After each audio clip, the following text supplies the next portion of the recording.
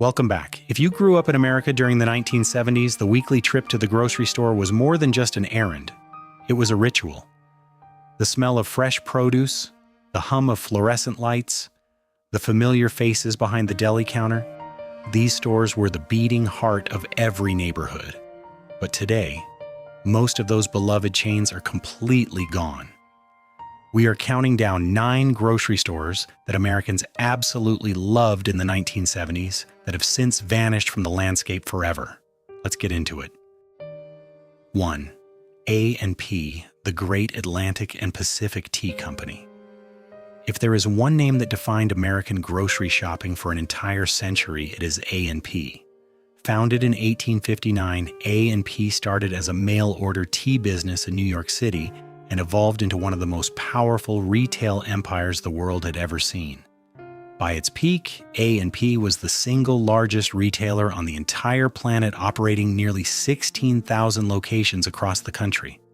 For most Americans in the 1970s, A&P was simply the grocery store.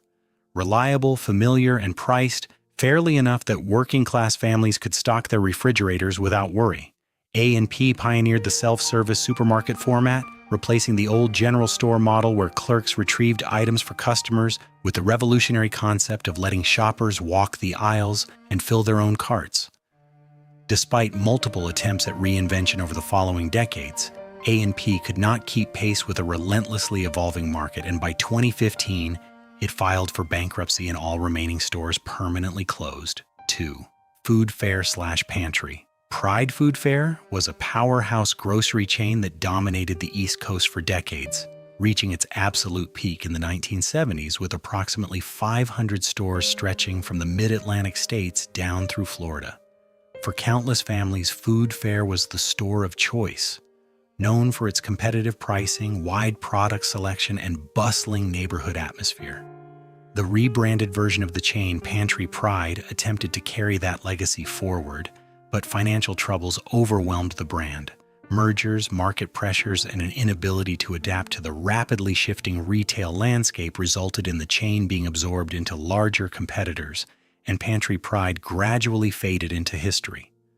Those who remember it speak of it the way people speak of a beloved relative, with warmth, detail, and genuine loss. 3. Alpha Beta.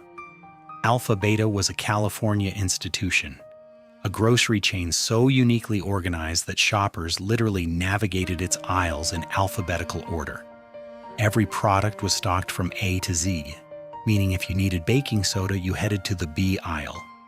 It sounds eccentric by modern standards, but for loyal customers throughout California and the broader Southwest, this system was brilliant in its simplicity. Alpha Beta peaked in 1973 with over 200 supermarkets and 50 drugstores and coffee shops. The chain changed hands multiple times, passing through American Stores, Skaggs Drug Centers, Yucaipa Companies, and others, each transition eroding the distinct identity that had made it special.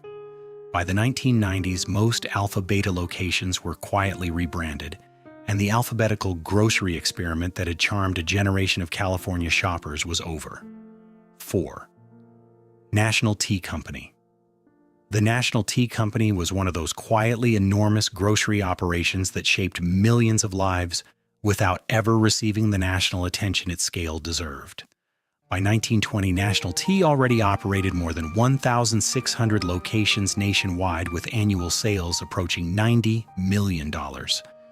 Chicago alone had over 600 National Tea locations by the end of the 1920s, an almost incomprehensible density that speaks to how embedded this brand was in urban American life.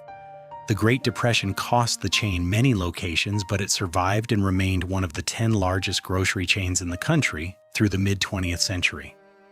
By the 1970s, however, National Tea was struggling against newer formats, and in 1976 the company was sold to A&P, after which the National Tea name gradually disappeared from storefronts across the country. 5. Dominick's. In Chicago, there are things you do not mess with, and for decades, Dominick's Finer Foods was firmly on that list. Founded by Sicilian immigrant Dominick DiMatteo in 1918, The chain grew from a single neighborhood store into a beloved Chicago institution that defined grocery shopping for generations of Windy City residents. What made Dominick's special was not simply the quality of its products, but the sense that shopping there was a genuinely communal experience. Neighbors ran into neighbors, familiar staff knew regular customers by name, and it was where people caught up on local news. By the 1980s, Dominick's was innovating boldly, becoming one of the first chains to expose structural elements like piping and HVAC ducts in its ceiling, an aesthetic that felt modern and created an appealing sense of open space. Safeway purchased the chain in 1998 and permanently closed the remaining 83 Dominick's locations on December 28, 2013. Ending nearly a century of service to one of America's most food-passionate cities. 6. Grand Union was the kind of grocery store that made the entire Northeast feel like a connected neighborhood. Operating primarily across New York, New Jersey, and New England, Grand Union was a fixture in communities for over a century, earning its reputation through consistent quality, friendly service, and a commitment to carrying local products that gave each store a distinct regional flavor. Families in these states remember the experience as warmly social, the kind of place where you always bumped into someone you knew and where the staff greeted you like you belonged there because you genuinely did. During the 1970s, Grand Union was at the height of its influence. Unfortunately, the chain fell into severe financial difficulties in later decades, cycling through multiple bankruptcy filings, and by 2013, the last Grand Union locations had shuttered permanently. 7. Lucky Stores. Lucky Stores was a California dream made real, a major supermarket chain that served West Coast families for generations with dependable, affordable, and friendly grocery experiences that the term neighborhood store was invented to describe. Throughout the 1970s, Lucky Stores was thriving, a consistent, trusted presence for millions of California families who relied on it for everything from fresh produce and quality meats to household staples and seasonal specials.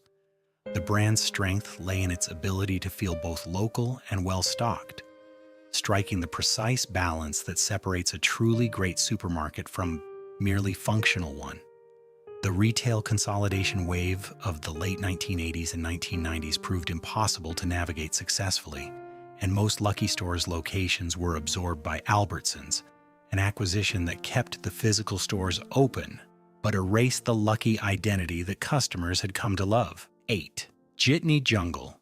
Jitney Jungle is one of those names that immediately transports Southerners of a certain age back to a very specific time and place. Founded in Mississippi in 1919, Jitney Jungle was a pioneering force in American retail, adopting self-service store design in the 1920s before the concept had fully caught on nationally, transitioning to the supermarket model in the 1930s ahead of most competitors, and remaining a private, family-owned operation for an extraordinary 77 years, from 1919 all the way until 1996.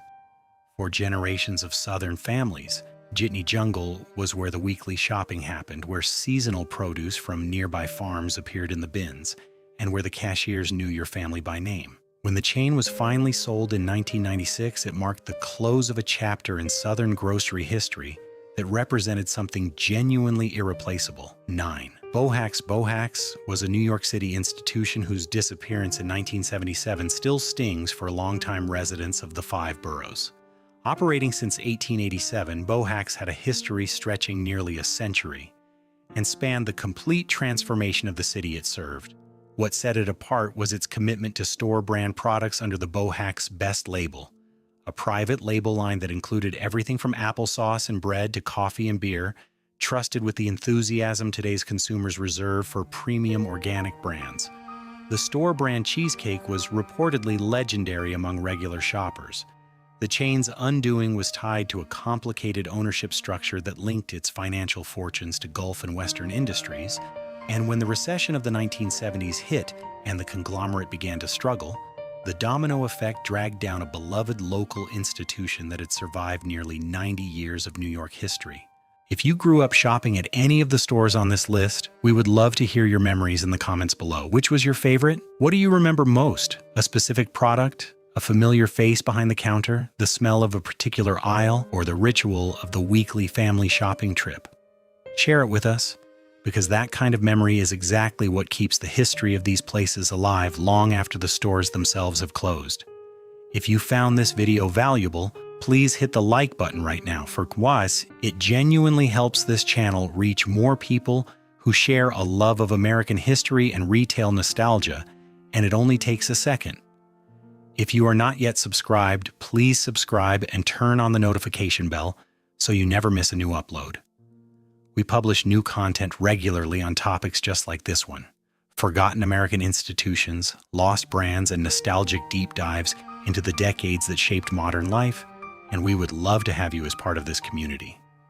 And if this video made you think of someone who would enjoy it, a parent, a grandparent, an old friend from the neighborhood, please share it with them. Sometimes the best gift you can give someone is a memory they thought they had forgotten. Thank you so much for watching. We will see you in the next one.